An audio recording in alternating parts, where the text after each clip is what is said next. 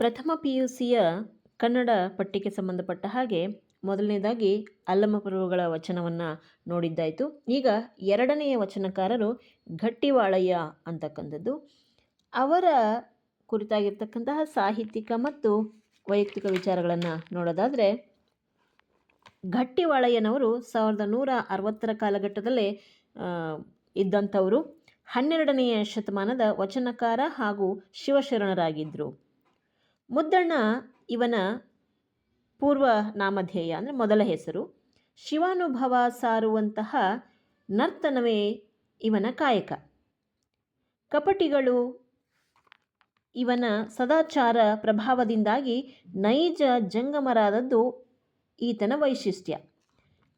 ಮದ್ದಳೆಯನ್ನು ಬಾರಿಸ್ತಾ ನರ್ತಿಸುವಾಗಲೇ ಕೊನೆಯುಸಿರು ಎಳೆದ್ರು ಅಂತಕ್ಕಂಥದ್ದು, ಅಂದರೆ ತಮ್ಮ ಇಡೀ ಬದುಕನ್ನು ದೇವರಿಗೆ ಅರ್ಪಿಸಿದ್ರು ಅನ್ನೋದನ್ನು ನಾವಿಲ್ಲಿ ಗಮನಿಸಬಹುದು. ಗಟ್ಟಿವಾಳಯ್ಯ ತಮ್ಮ ವಚನಗಳಲ್ಲಿ ಡಾಂಬಿಕ ಭಕ್ತರ ನಡವಳಿಕೆಗಳೆಲ್ಲ ವ್ಯರ್ಥ ಅನ್ನುವ ಮನೋಭಾವವನ್ನು ಹೊಂದಿರತಕ್ಕಂಥದ್ದು. ವೇಷಧಾರಿಗಳೆಲ್ಲರೂ ಭಕ್ತರಾಗೋದಕ್ಕೆ ಸಾಧ್ಯವಿಲ್ಲ ಅನ್ನೋದು ಇವರ ಅಭಿಪ್ರಾಯ, ಮತ್ತು ವಚನಗಳಲ್ಲಿಯೂ ಕೂಡ ಅವರು ಅದನ್ನು ಸಾಬೀತುಪಡಿಸಿದ್ದಾರೆ ಅಂತಕ್ಕಂಥದ್ದು. ಶರಣರ ಗುಂಪಿನಲ್ಲಿ ಅವರು ಸೇರಲು ಅರ್ಹರಲ್ಲ, ಅಂದರೆ ಡಾಂಬಿಕ ಭಕ್ತರು ಅಂತ ಹೇಳ್ತಾ ಇದ್ದಾರೆ. ಗುರು ಲಿಂಗ ಜಂಗಮ ಕಲ್ಪನೆಗೆ ಹೊಸ ಆಯಾಮವನ್ನು ನೀಡುವ ಮತ್ತು ಹೊಸ ವ್ಯಾಖ್ಯಾನ ನೀಡುವ ಪ್ರಯತ್ನವನ್ನು ಇವರು ತಮ್ಮ ವಚನಗಳಲ್ಲಿ ಮಾಡಿರ್ತಕ್ಕಂಥದ್ದು ಅತ್ಯಂತ ಪ್ರಶಂಸನೀಯ ಅಂತ ನಾವಿಲ್ಲಿ ಹೇಳಬಹುದು. ಉತ್ತಮರ ಸ್ನೇಹ ಹಿತವಾಗಿರುತ್ತೆ. ಪರಸ್ಪರ ಸಂಬಂಧಗಳು ರಾಗ ದ್ವೇಷ ರಹಿತವಾಗಿರಬೇಕು. ನಿಯಮಗಳ ಇಕ್ಕಟ್ಟಿಗಿಂತ ಮಧುರ ಬಾಂಧವ್ಯಗಳು ಮುಖ್ಯ ಜೀವನದಲ್ಲಿ ಅನ್ನುವಂಥದ್ದು. ನಡೆ ನುಡಿ ಪ್ರಮಾಣಬದ್ಧವಾಗಿರುವುದೇ ನಿಜವಾದ ಜೀವನದ ಅರ್ಥ ಅನ್ನೋದು ಗಟ್ಟಿವಾಳಯ್ಯನವರ ವಚನಗಳಲ್ಲಿ ಕಂಡುಬರುವಂಥ ಒಂದು ಅಂಶ. ಇವರ ಒಂದು 3 ವಚನಗಳಲ್ಲಿರುವಂತಹ ತಾತ್ಪರ್ಯವನ್ನು ನಾನು ಹೇಳುವ ಪ್ರಯತ್ನವನ್ನು ಮಾಡ್ತೀನಿ. ಮೊದಲಿಗೆ ಅವ್ರು ನೀಡಿರ್ತಕ್ಕಂಥ ವಚನಗಳ ಒಂದು ತಾತ್ಪರ್ಯ ಏನು ಅಂತ ನೋಡೋದಾದರೆ, ಕೊಲ್ಲುವ ಆಯುಧಗಳಿಗೆ ದಯೆ ಧರ್ಮದ ಮೊನೆ ಇರುತ್ತಾ ಅನ್ನೋದು ಇವರ ಪ್ರಶ್ನೆ. ಹರಿತವಾಗಿರುವಂಥ ಆಯುಧ ನಮ್ಮ ಕೈಯಲ್ಲಿದೆ ಅಂತಂದರೆ ಅದನ್ನು ಧರ್ಮದಲ್ಲಿ ನಾವು ಅದನ್ನು ಬಳಸಲಿಕ್ಕೆ ಆಗೋದಿಲ್ಲ, ಅದು ಕೊಲ್ಲೋದೇ ಕೆಲಸ ಅಥವಾ ಹಿಂಸಿಸುವುದೇ ಅದರ ಕೆಲಸ ಅಂತ. ಅದಕ್ಕೆ ಅವ್ರು ಹೇಳ್ತಾ ಇದ್ದಾರೆ, ಕೊಲ್ಲುವ ಆಯುಧಗಳಿಗೆ ದಯೆಯಾಗಲಿ ಧರ್ಮವಾಗಲಿ ಇರೋದಿಲ್ಲ.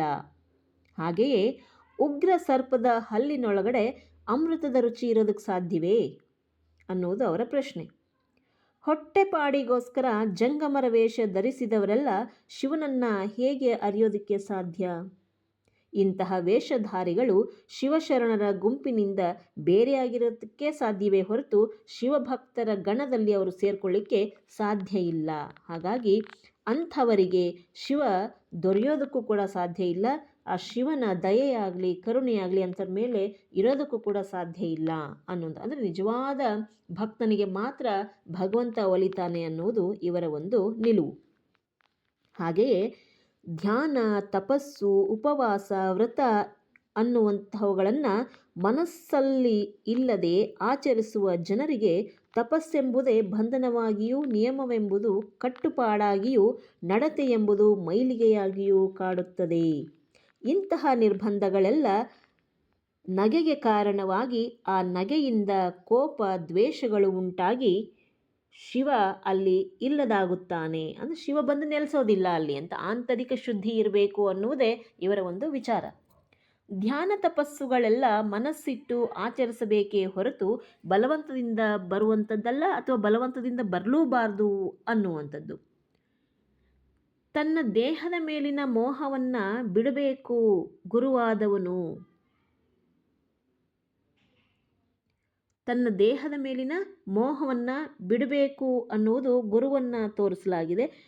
ಮನಸ್ಸನ್ನು ತನ್ನ ನಿಯಂತ್ರಣದಲ್ಲಿ ಇಟ್ಕೊಳ್ಬೇಕೆಂದು, ಜೊತೆಗೆ ಲಿಂಗವನ್ನು ತೋರಿ ಧನದ ಮೇಲಿನ ಆಸೆಯನ್ನು ತೊರೆಯಬೇಕು ಎನ್ನುವುದು ಇವರ ಅಭಿಪ್ರಾಯ. ಜಂಗಮವನ್ನು ತೋರಿಸಿದರೂ ಒಳ್ಳೆಯದನ್ನೆಲ್ಲ ಮರೆತು ಹೊಡೆದಾಡುವ ಭಾಷೆಹೀನರು, ಅಂದರೆ ಮಾತಿಗೆ ತಪ್ಪಿದವರನ್ನು ಕಂಡು ನಾಚಿಕೆಯಾಗುತ್ತೆ ಅನ್ನುವುದು ಇವರ ಒಂದು ಅಭಿಪ್ರಾಯ.